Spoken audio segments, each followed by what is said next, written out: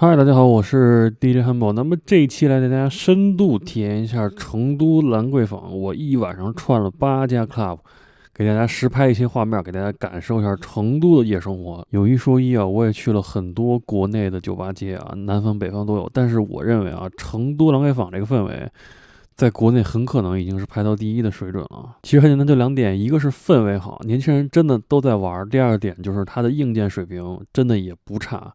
能和北京、上海比，其实也很好判断硬件怎么样啊。首先灯光呢，用国外灯光和国内灯光呢，肯定不是一个画面，到时候大家可以看我拍的这个视频。第二个就是它这个声场，可能视频录出来都差不多啊，但是就是说你回到家以后耳聋不耳聋。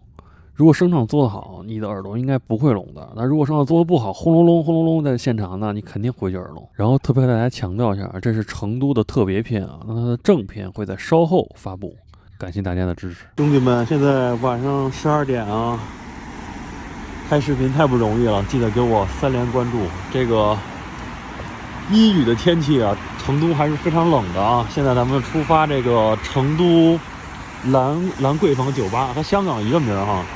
一下这出租车到目的地啊，你可以看到有很多这种路边摊啊。这种很简单，只要你看到这种酒吧街附近有很多路边摊在摆摊，你就放心吧，这酒吧生意肯定不错啊。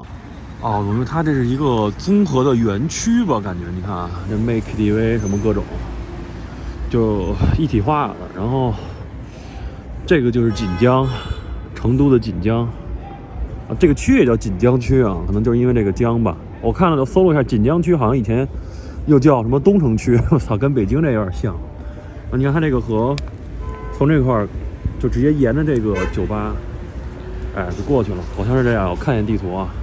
然后咱们现在进去看一下是什么个状态。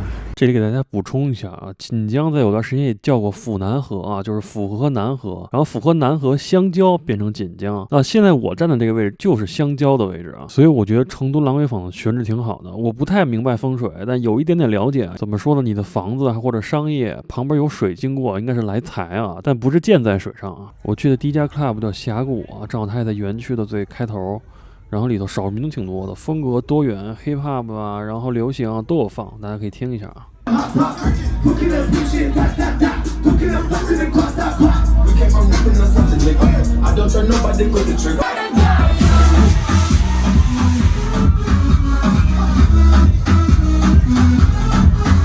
去的第2家 club 应该叫 Sagi 还是 Sagi， 我不太清楚它是韩语还是日语念法，但它这个是主要放 K-pop， 就是那种韩国流行舞曲的店，然后呢中间揉点 hip hop， 揉点流行吧，大概就是这么个放法。然后我觉得这家店氛围应该算是最好的几个店之一啊，年轻人非常多，而且很多人直接跳起来。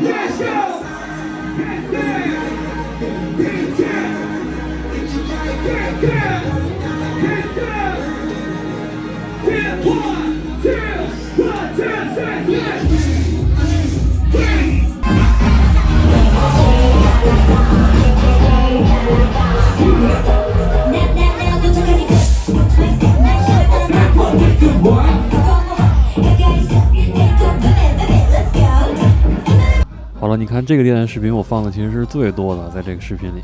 但其实我平常我是不听 K-pop， 但是我的确是被这个店里的氛围这个感染到了啊，的确是不错啊，的确是不错。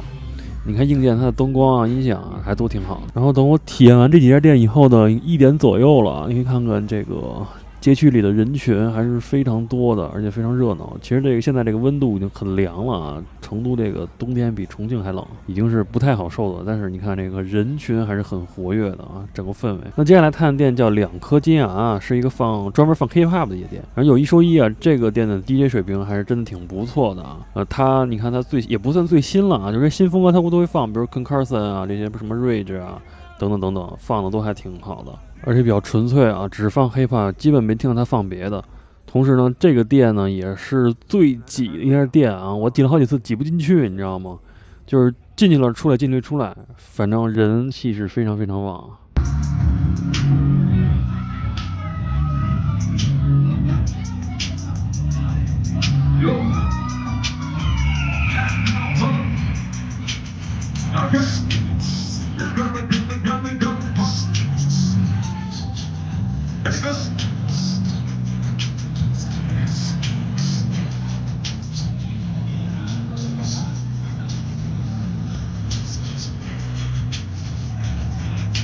那接下来去的呢叫 Burning Room， 一开始我以为是 YouTube 上那个 Burning Room， 就做各种演出那厂牌呢，它并不是啊。这个 club 主要放 Afrobeat 这个风格，大家跟我念 Afrobeat， 不是 Afrobeat。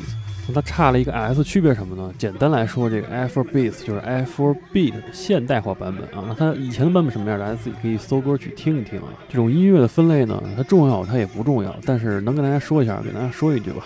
大家可以跟着我的视频简单感受这种风格啊，这种律动的感觉，还是挺有意思的啊。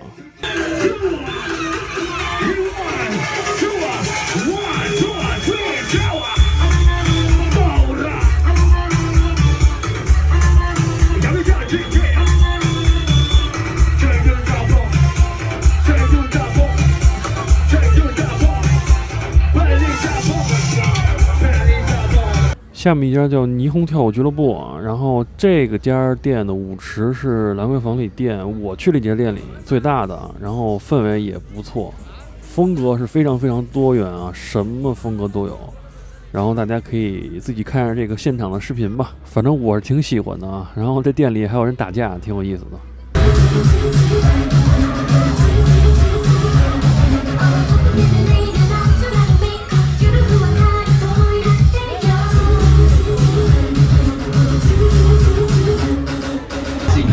但眼睛会从晚上玩到清晨，我的心人都忘却了，越来越开花，原本是开花，因为圣诞节我们全部变成爱花。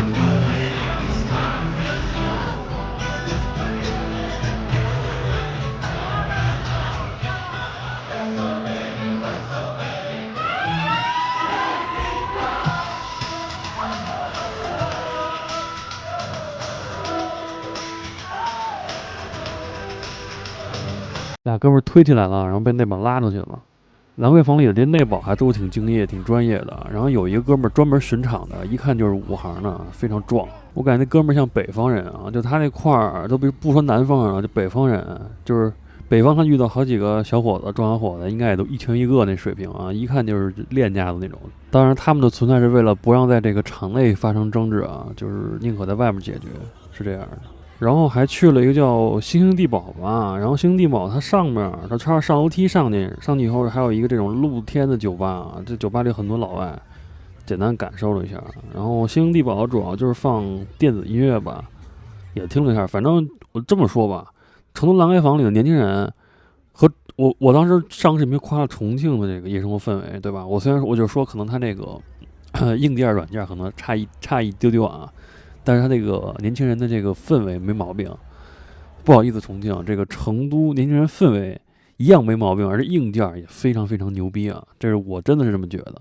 成都兰桂坊这氛围真的是非常好。当然他们可能说现在成都年轻人去是叫什么339，我看一下是那个成都电视塔底下吧，那个我没来得及去，因为我只有3天2晚的时间，我要拍我的这个成都正片的东西啊，所以我没有那么多时间。但是我尽力给大家去展示我看到的这个内容，和通过我以前做 DJ 啊，包括做这些内容，我根据我的经验来阐述一些我的观点吧，大家自己去看就好了。好，那总结一下吧，成都兰桂坊应该是我去过的国内这些酒吧街区，我认为氛围加上硬件设备是最好的啊。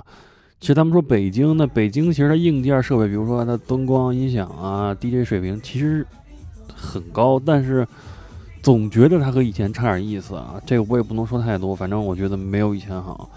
重庆呢，就是它的这个硬件和软件差点意思，但它的年轻人氛围，就是年轻人参与程度肯定还是很不错的。你像我们大学玩的时候，其实已经不属于工体五道口巅峰时期了，但那会儿起码还有，比如工体除了西路，还有这个北路可以玩，还有这个工体场内可以玩，五道口还有很多店，Global、PPG。